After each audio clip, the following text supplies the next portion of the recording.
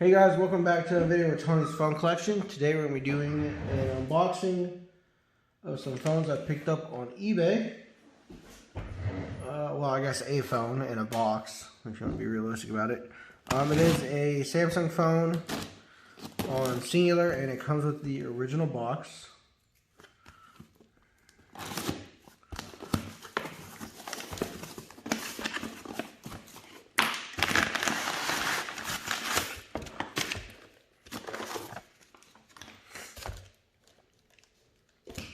Here it is.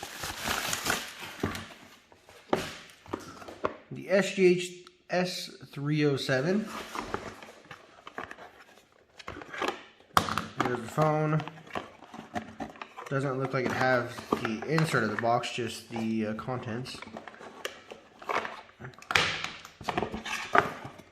We got the owner's manual, the phone, a carrying case, and the Samsung proprietary charger.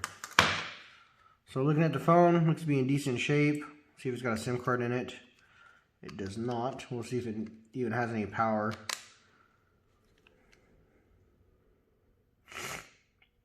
It looks to be dead, but there it is.